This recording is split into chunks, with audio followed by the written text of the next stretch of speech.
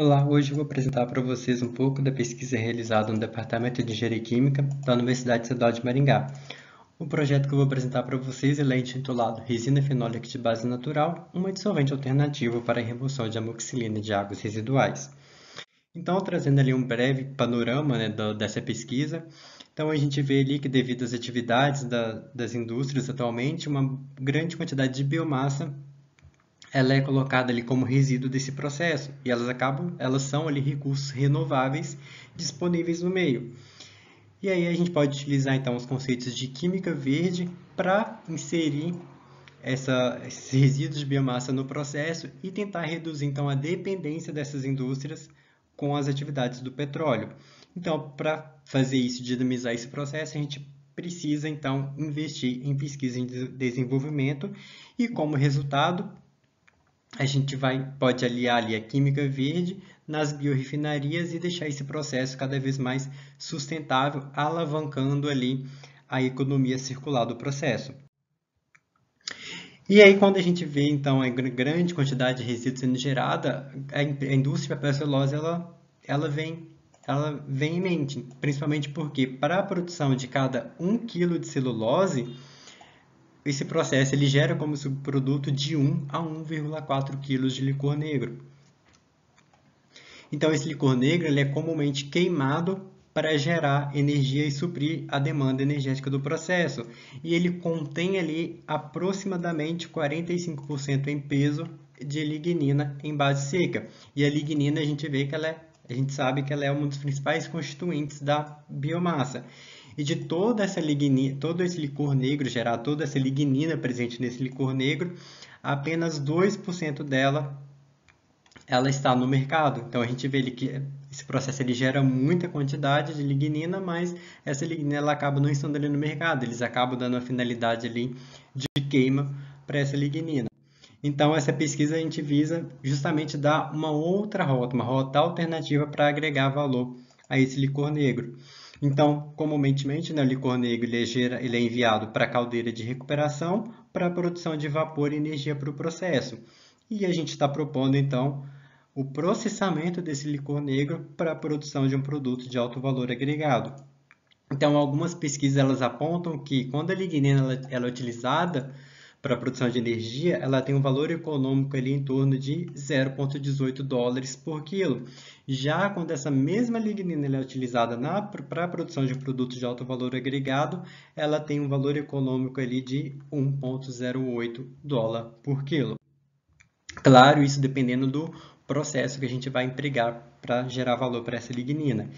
E olhando ali, né, nas condições atuais, onde o PIB vem aumentando consideravelmente, tem toda aquela questão da conscientização e substituição das embalagens plásticas para as embalagens de papel, a gente está tendo ali uma alta demanda de fibra celulósica de papel e, consequentemente, está tendo ali um crescimento da indústria de papel e celulose. Como consequência desse aumento, a gente vai ter um aumento na produção do licor negro. E o licor negro, esse aumento na produção do licor negro pode acabar gerando um gargalo no processo. Por quê? Porque o licor negro ele é queimado na cadeira de recuperação. E se eu vou gerar mais licor negro, eu vou ter que aumentar a capacidade da minha caldeira de recuperação.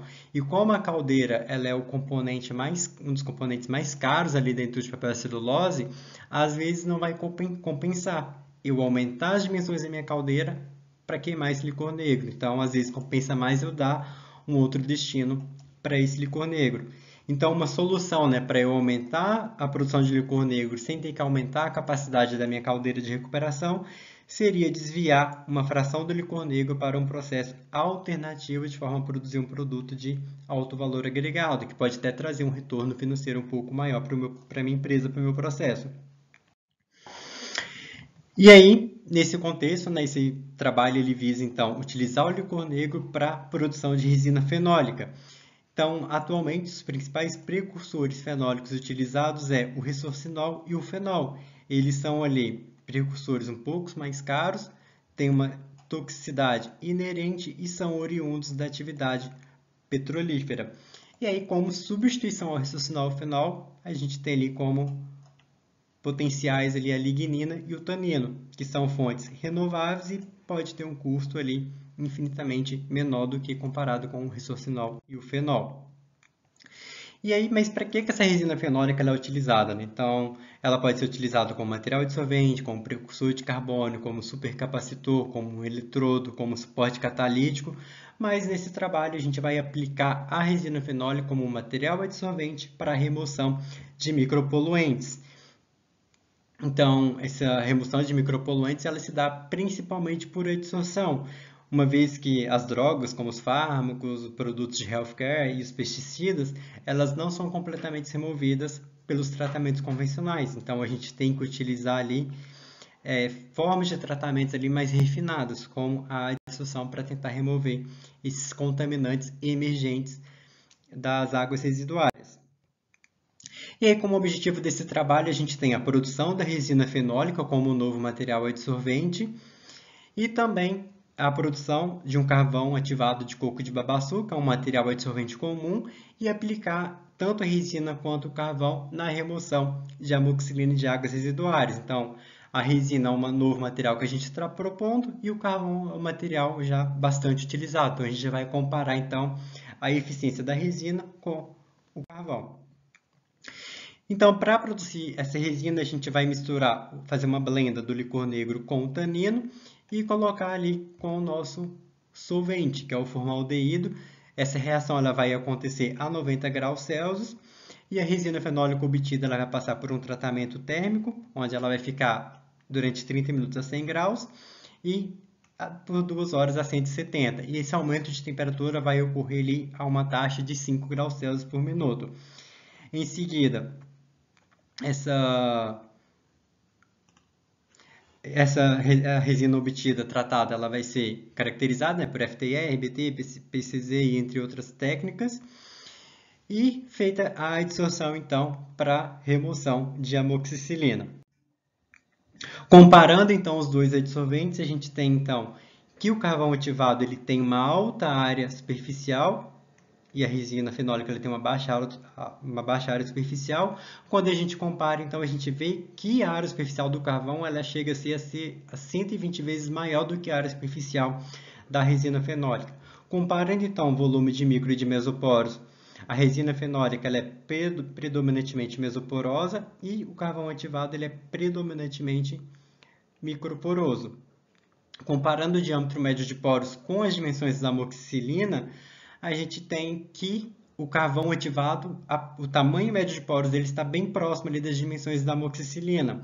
Então, o processo difusional aqui vai ser vai estar uma taxa bem menor do que comparado então com o processo difusional da amoxicilina na resina fenólica, já que os poros da resina fenólica é bem maior, então a amoxicilina não vai ter grande dificuldade para adentrar e difundir no material. O pH que a gente trabalhou foi um pH de 6,77 e nesse pH a amoxicilina está carregada negativamente. E como o PCZ dos materiais, mediante o PCZ dos materiais, nesse pH os materiais eles estão carregados positivamente. Então pode ser que ocorra ali interações eletrostáticas no processo de adsorção. Ao analisar o FTIR, a gente vê que o carvão ele tem uma grande ausência de grupos funcionais de superfície, já a resina ela tem uma diversidade ali de grupos funcionais de superfícies, como, por exemplo, o grupo aromático e os grupos hidroxilas e os grupos COC, que pode facilitar ali, né, a afinidade do carvão com o adsorvato. No tempo de 440 minutos foi atingida uma remoção de 48% para o carvão e de 60% para a resina, sendo que nesse período para a resina já foi estabelecido um equilíbrio.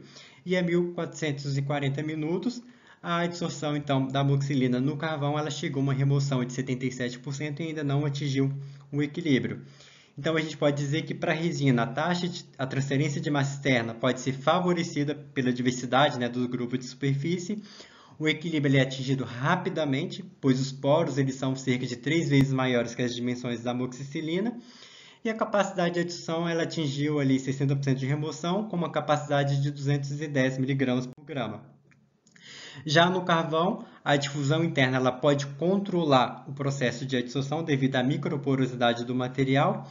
Os poros eles têm quase as mesmas dimensões das moléculas da amoxicilina. E a capacidade de remoção, ela atingiu ali 77% de remoção, com a capacidade de adsorção em torno de 159 miligramas por grama em 1.440 minutos. Então, como conclusões, a gente tem que a resina fenólica é um material sustentável, que ela apresenta uma baixa área superficial, mas uma grande variedade de grupos funcionais. E uma vez que os micropoluentes são um problema emergente, pois afetam a saúde e a qualidade de vida do ser humano e do meio aquático, essa resina ela tem um grande potencial de aplicação para a remoção desses poluentes orgânicos.